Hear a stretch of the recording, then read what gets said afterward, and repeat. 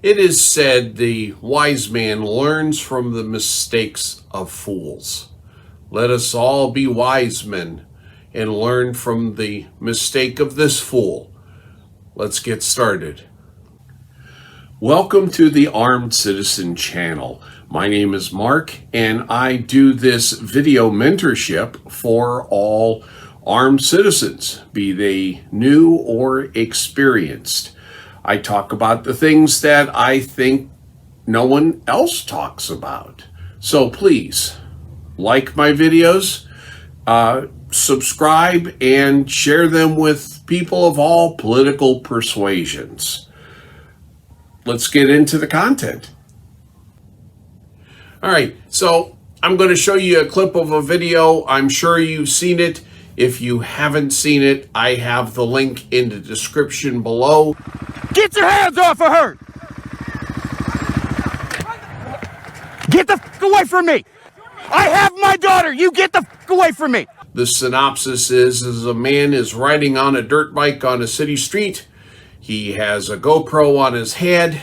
He has his wife and young daughter on the dirt bike next to him, and they encounter another couple having a domestic dispute outside their car at an intersection.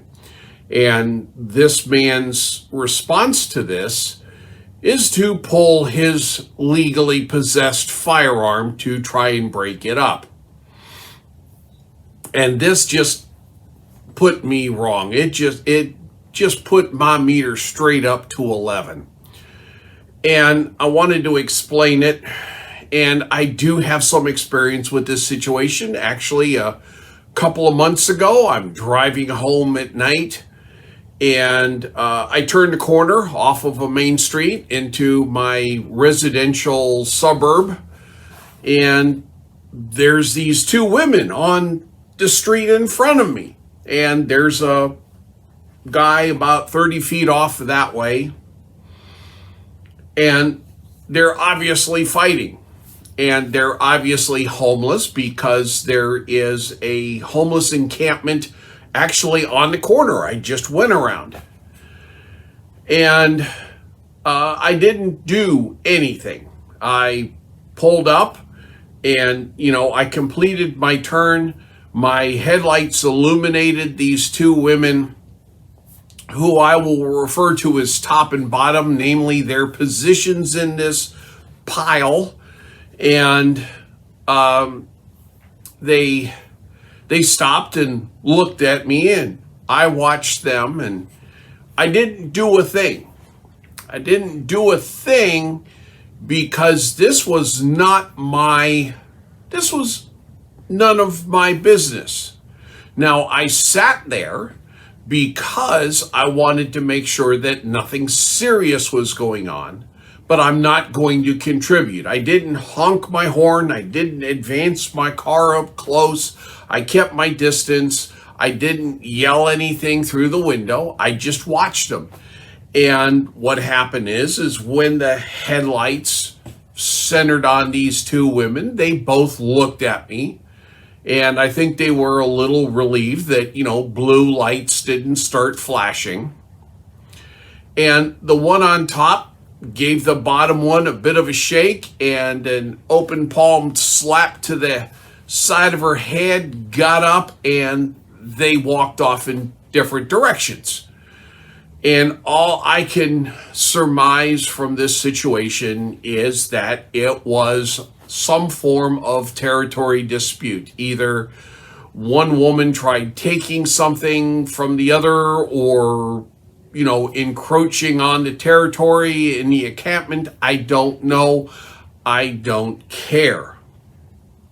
But I'm bringing this up, and this is all off the cuff if you haven't noticed. I'm not doing scripted or anything this time, is because as an armed citizen, we are given a mandate and limited permission to perform serious or fatal violence under very specific circumstances.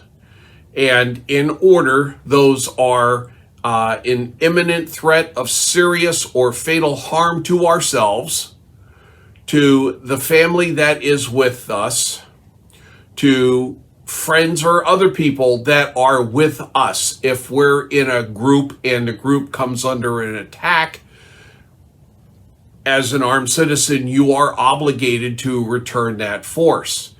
A very distant fourth is strangers, like this couple on the street in the video. He had no business pulling his weapon as a first resort. Had I been in his situation, I would have told my wife and daughter to immediately vacate the area, because by his pulling his firearm, how does he know the other guy isn't packing as well? And, you know, I kind of react poorly to people pointing guns at me. I might pull my own and start shooting back, which would have put this man's wife and daughter in serious risk and an unnecessary risk, because any bullets that miss him is probably going to hit one of them. So he invites himself into a situation he did not need to be in. He did not need to invite himself into that situation. And if you ask a police officer what's the one type of call they dread the most, it is a domestic call. Because if a woman calls 911 because her and her husband or boyfriend are in a knockdown, drag-out fight, she's not looking to get him hauled off to jail. She's looking for moral support and fully expecting the police to go, yeah, you're right. You go, girl. He's wrong.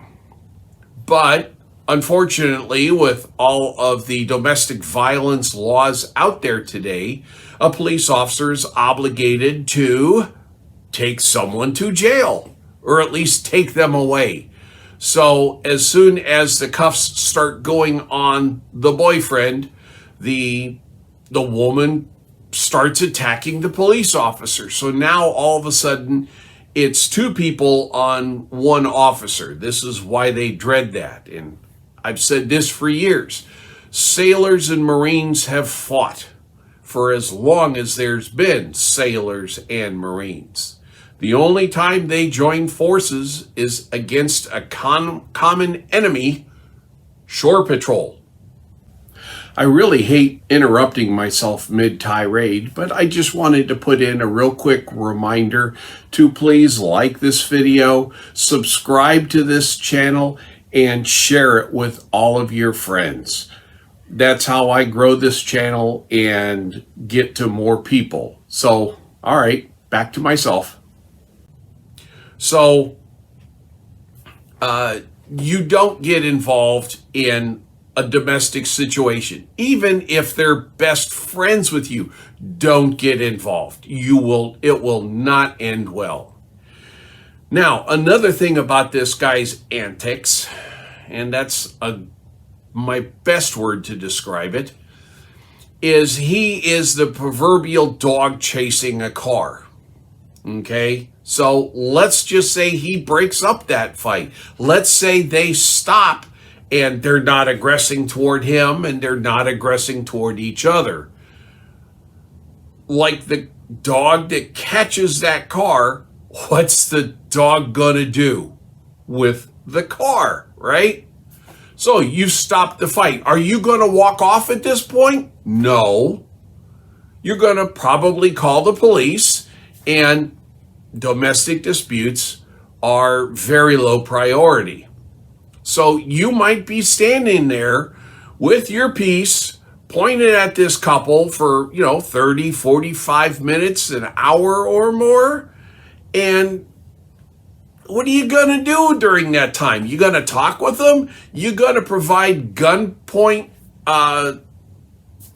marriage counseling? Right? There's no good way to get out of this situation. And eventually they might decide to attack you. They're getting tired of a gun pointed at them. And if you were to drive off and leave them, What makes you think that they're not going to just resume, if not escalate, what was going on between themselves? So you're not doing anybody any good. Now, getting back to my personal situation, I would have gotten out of my car and done something had I seen a weapon. If one of them had a knife, if one of them had a club, yes, I would have parked the car, I would have thrown it in the park, I would have gotten out and at least disarmed the person. That's when you start to get involved, when there is serious risk of serious injury or death. Until then, stay out of it. The best thing this guy could have done is be a good witness. Again, if I were him, I would have told the wife and daughter to get out of the area, or at least, go down another block so that they could still keep their eye on him. I would go to the far corner of the intersection, keep my GoPro on this interaction, and just stand there. Not say anything, not contribute, not encroach on them, and have the wife call the police. Now, another thing to consider is, let's say you are standing there with your gun pointed at them, keeping them from fighting, and another like-minded armed citizen happens by, makes a rash decision or a rash judgment, sees you pointing a gun at this couple. Are you robbing them? Are you trying to kidnap her for your own carnal lusts? So all of a sudden, the second guy pulls up, pulls his piece, points it at you. What are you going to do now? Can you see how quickly a non-judicious use of deadly force can cascade out of control and just make everybody's day a whole lot worse, right? We carry a pistol to do our best to make it home at the end of the day. We do not use that pistol to increase our chances that we won't make it home today. So that's all I've got on this. It was just a quick rant. Had to get it out of my system.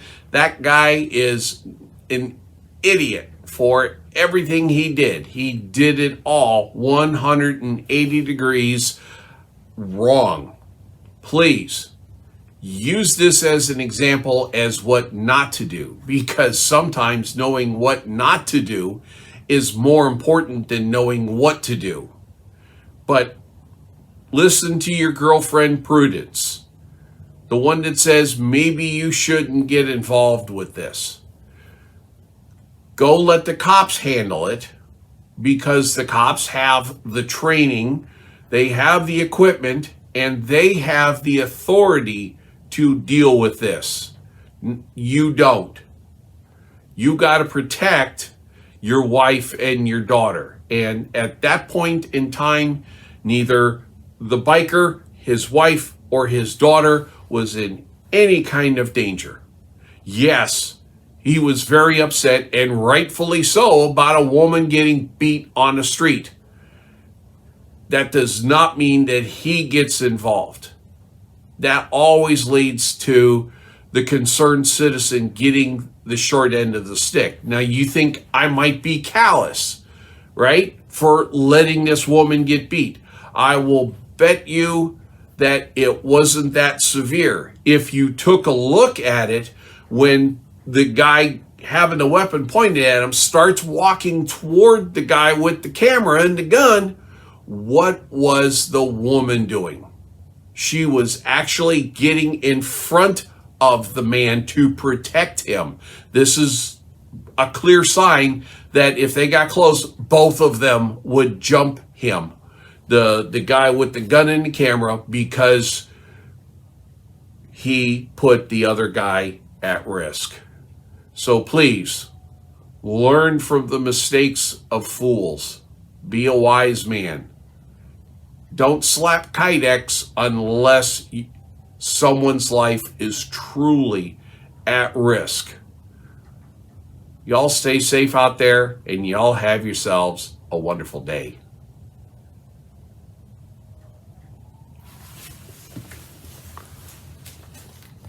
If you made it this far into the video, thank you. Just one last request that you like and subscribe and share with your friends, and send me some feedback on the way so I know where to go and what I might have messed up. Y'all have yourselves a wonderful day.